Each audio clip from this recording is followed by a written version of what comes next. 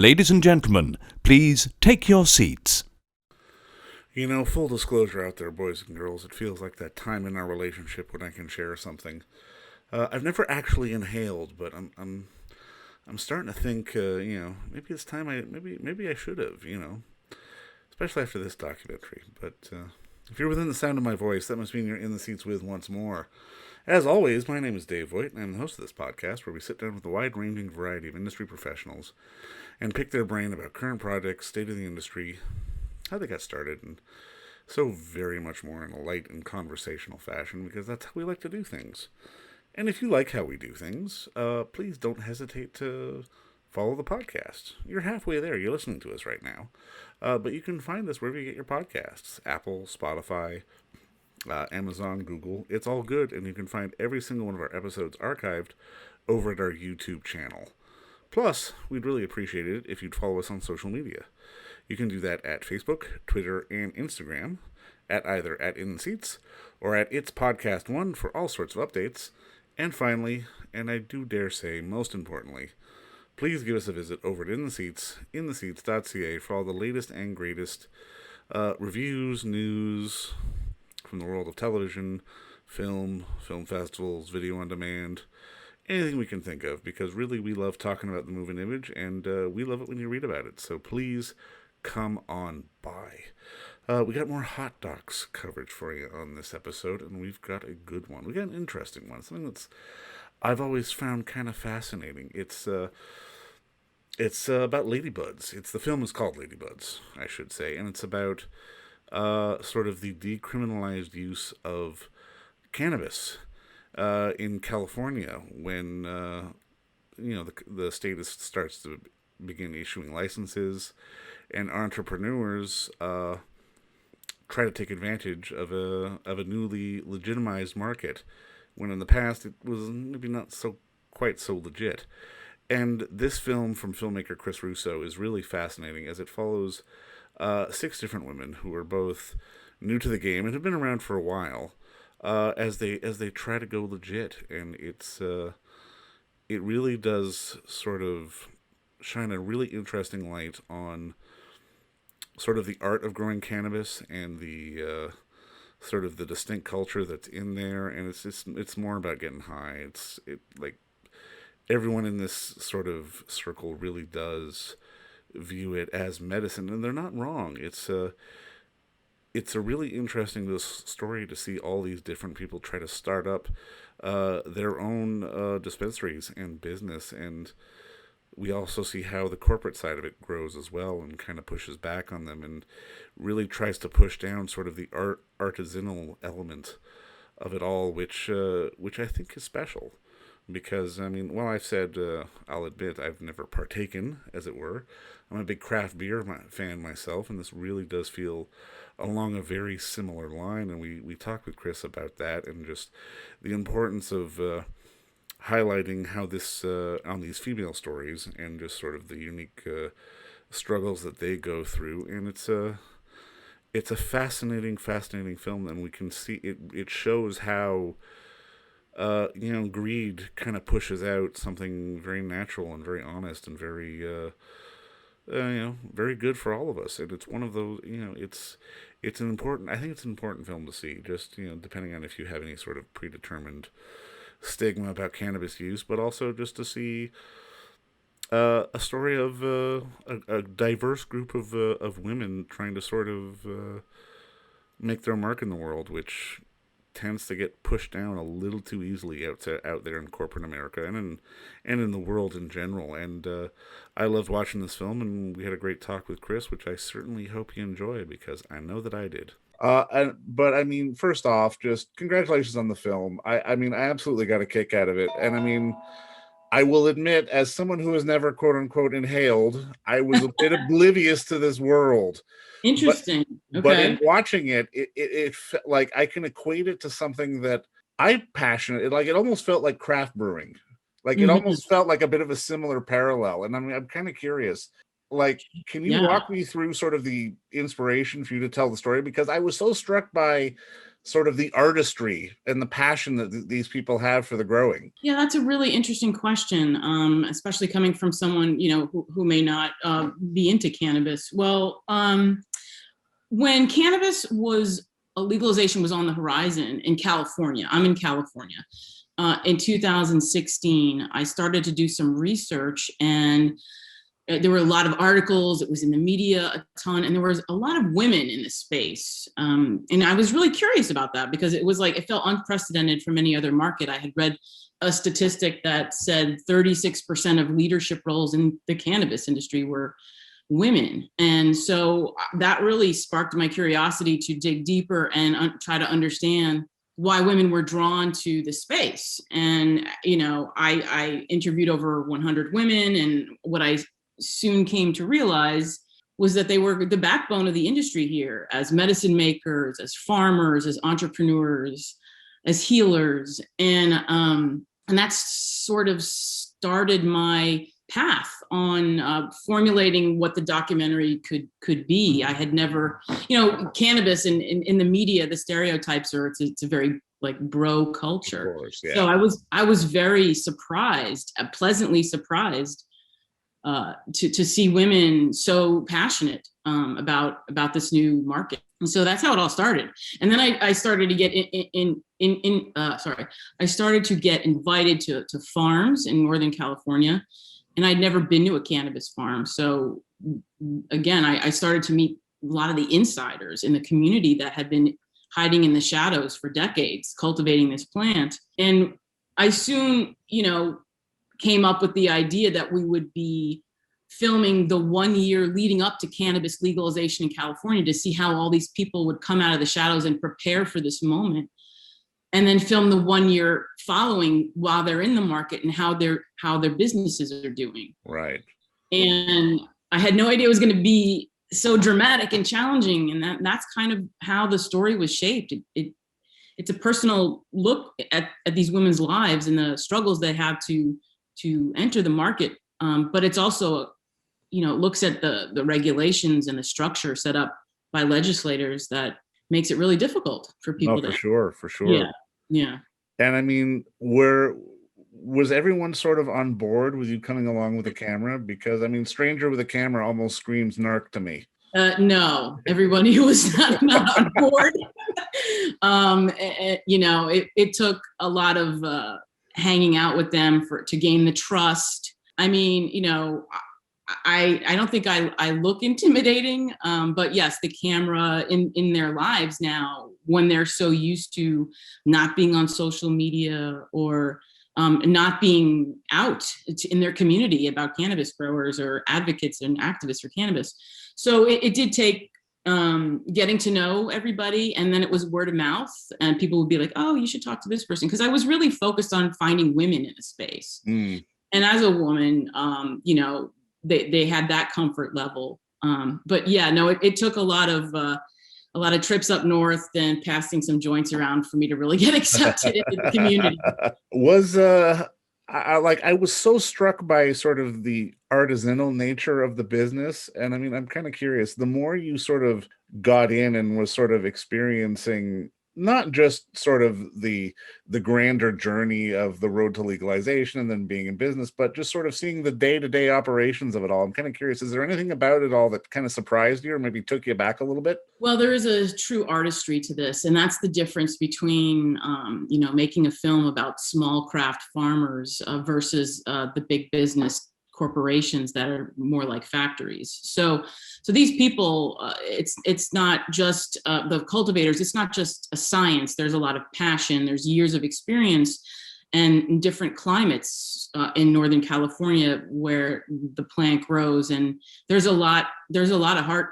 There's a lot of heart and soul that goes into creating these cannabis gardens. I'm not an expert in cannabis, but there's so many varietals to the plant, and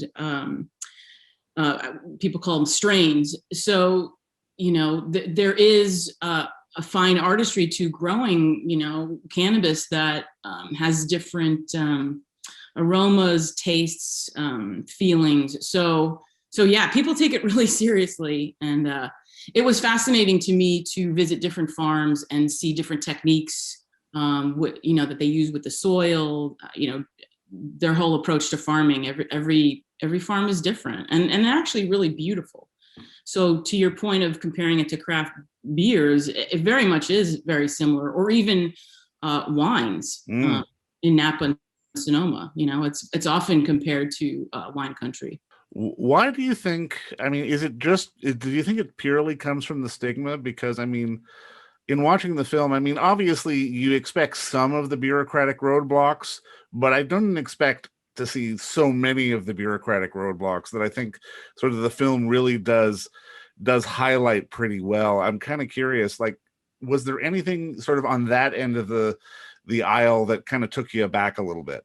Frankly, it did take me aback, because here we are, a state that, overwhelmingly voted Prop 64 for recreational use of cannabis. And, but not to get too granular with the subject, but in California, each county's oversee the licensing and enforce the regulations that were created out of the state capitol.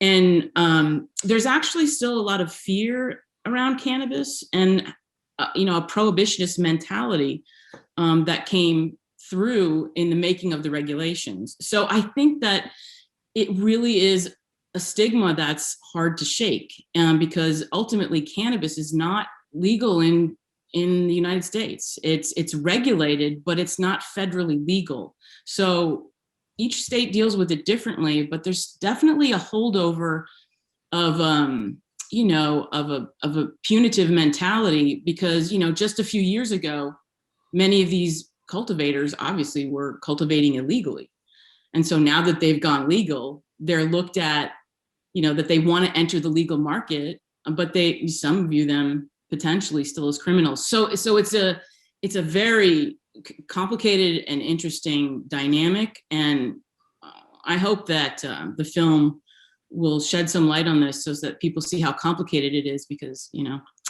it's just a plant at the end of the day. Yeah, and I think there was a line that somebody said, just in terms of, it's because just in like with the start of the initial pushback of them being legal and being recognized, it's going to be a pain in the ass, but by the end of the day, you're going to have your own Napa Valley, you're going to have your own Napa winery, more or less. And it almost feels like the pushback against this economically is so draconian in so many ways, Yes. because there's so many positives that could seemingly come out of this business, but just aren't. Yes. So California, sort of everybody kind of looks at California across the country to see what we're going to do here and how it unfolds. And frankly, right now it's pretty much a mess here. I feel like, the regulations were burdensome, and they were set up, not to really support the small farmers that, started it all in California. Most people around the world know of the term the Emerald Triangle, which is the 3 counties in Northern California where historically, some of the best cannabis has come from. And those are the farmers that have been supplying to their local economies, what's called a shadow economy, because they just put the money back into their community. But the way the regulations have been set up it is as if they don't exist, and now they're just kind of focusing on big business coming in and taking over the supply chain, which is, there's a place for capitalism, but what's happening in California with cannabis is really it's a bit of a corporate takeover, that happened with other agricultural businesses across the United States, like dairy and the beef industry. So yeah. Now, something else that really stood out for me is just like so many of your subjects would always refer to it as medicine, not cannabis or weed or this or that or the other. It was always medicine. And it really felt very sort of opposite to sort of like that bigger business corporate mentality. I'm kind of curious, when did you see that sort of in the making of the film, that like, no, they're pushing this, they're always calling this medicine. They're not calling it quote unquote drugs. Yeah, so when I was making the film, I learned a lot about cannabis culture, and the history of how this, industry evolved in Northern California, and it really kind of grew out of the Back to the Landers movement, when people dropped out of society, during the Vietnam War, and just moved off the grid up north to these, hills of Humboldt and Mendocino, way away from crowds of society, and in the 80s and 90s, we had the AIDS crisis, which was ground zero in San Francisco, and there was quite a bit of activism around cannabis as medicine, and the gay community stepped up and created was able to pass a law in California, which at the time was called Prop 215, the Compassionate Use Act, which really laid the groundwork for, at the time was called medical marijuana, and it was the beginning of acceptance of using cannabis as a healing property. And many of the cultivators and the people in this legacy community have always called it medicine. They use it for wellness. It has tremendous healing properties, but I think that the term itself really came from looking at it as being able to help people who were suffering, through cancer, through AIDS, and it's true, it really is a medicine. And I think that at least a lot of the people that I've met approach the plant and use it as if it were medicine. Sure, there's a place for recreational enjoyment of it, but it really does, help people with a lot of things. So that did open my eyes too. I had when I was growing up, someone in my family had breast cancer, and she was told to try to use cannabis from her doctors, and this was in the 80s. So that was the first time I saw that cannabis was starting to be accepted by the medical community. But yeah. So I don't know if that answered your question. No, it does, because that kind of dovetails into my next question, because like you say, this film definitely does explore the female space end of this a lot more. And I mean, it's a bit of a cliche, but there was a bit of a motherly sense to sort of the adoption of the culture, if that makes any kind of sense, because it felt warmer. It felt, like you say, less of the sort of bro dynamic of it all, and it felt very sort of warm and compassionate, which I think is something that, at least from the outside looking in, you don't necessarily expect. Well, that's great that's a takeaway for you, because I do feel that the women in the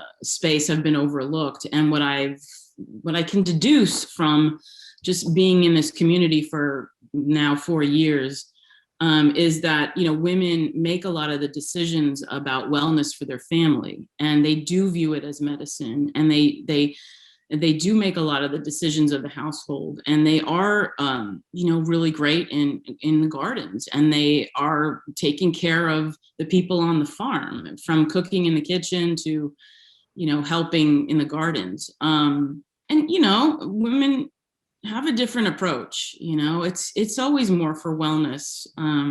And yeah, it's obviously for some people it's about getting high, but I do feel that even down to the fact that the plant is it's a female plant that exhibits all of the wellness properties and the psychoactive properties of cannabis. So there's something like inherently feminine in the plant, and I do feel that women just I don't know, they're better gardeners. That's why it's such a resilient plant too. Yeah. And I like turning the table on the stereotypes.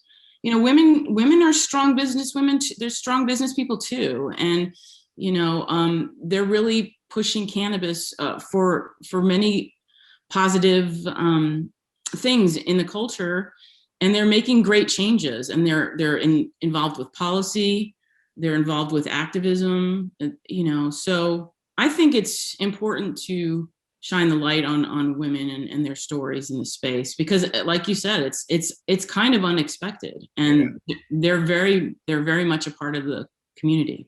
And I mean, I 100% agree on that point. And I mean, it's one of those things where seeing it's educationally very empowering on many levels. And I mean, I'm kind of curious for you as a filmmaker, as a storyteller, is is it this kind of story that draws you in to want to make films? Because it's like you said, I said, like there's this educational aspect to it, but it's also very much flipping the script in a not, sort of hammer you over the head with it kind of way. It's being very natural. It's being very organic. Oh, thank you. Thank you so much. That's a compliment. Well, I am attracted to stories about the underdogs. I'm attracted to outliers and outlaws and people that have to overcome um, or stand up for themselves, So what really struck me when I started filming was everybody using the term coming out of the shadows. I was like, coming out of the shadows, coming out of the shadows. That sounds familiar, like coming out of the closet. Yeah, And what is at the core of them wanting to go legal, many of these people, is to live their life out in the open and be authentic, which they've had to hide for so many years, doing something they're so passionate about, right? So as a queer filmmaker, it really resonated to me. And I saw the parallel of, their desire to just be a part of society and integrated like everybody else and be acknowledged and validated. And so that came through really strong for me. And personally, I've always, counterculture societies intrigued me. I've always felt like I was a part of that. And, just rooting for them, they're up against these barriers of big business. It's a David and Goliath story. And I just was like, I always want to see them succeed and support them. So that's why I was attracted to this film.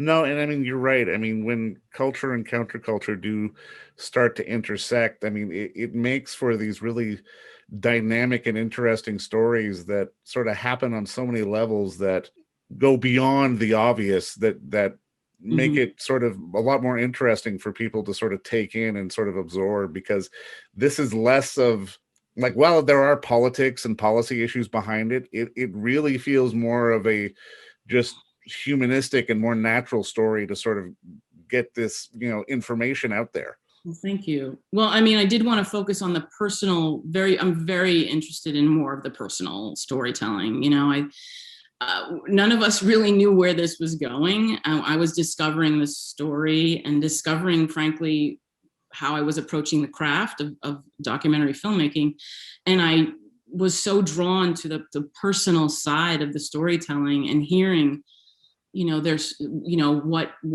they were passionate about, what their struggles were. And I mean, I spent a lot of time with these women in their homes, and they were very generous to me and gracious about me having the camera all the time. And, none of us really knew where this was going. But for me, as a storyteller, I think that people really connect to other people's stories and seeing something that resonates that they're going through. And that's why having sometimes such a raw, vulnerable kind of moment in a story can really ring true for a lot of people. For sure. Yeah. I'm curious in the whole process, because I mean, especially in the early days, you may not know if you have a film. Like, was there a moment in shooting and putting everything together where you're like, okay, we've got a film, this is going to work? I think it really coalesced during the 1 acre cap problem that happened in the film, where legislation and policymakers kind of went back on a promise. It could have gone two ways for me. It could have been a very, very, very political film and like trying to dig into that, or I was more interested in the personal struggles to overcome this. So at the beginning, when I saw how many women were in the space, I was like, oh, this could be just like a rah women in weed kind of film, but it wasn't. It wasn't that at all. It was much more interesting to follow their real life day to day struggles of having to navigate the policies, and then when the legislators went back on their promise, then I kind of knew, wow, this is going to be really difficult now for these people. And that's when it really felt like, oh, this is going to be a really interesting film. Yeah. So. And with making a documentary, sometimes you really do have to figure out a framework, or you could be filming for years. Yeah. So even setting up the 1 year leading up to legalization and the 1 year following was kind of a broad sort of framework.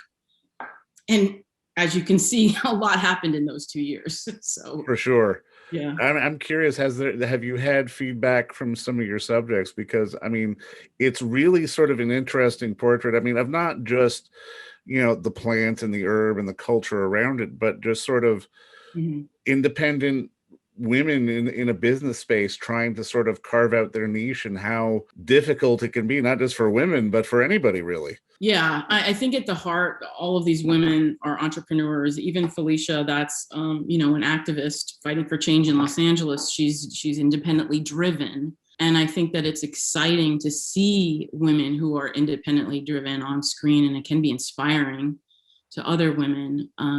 Some of the reactions, I think everybody's a little shocked to see themselves on film, and they're also shocked to see how I put it together.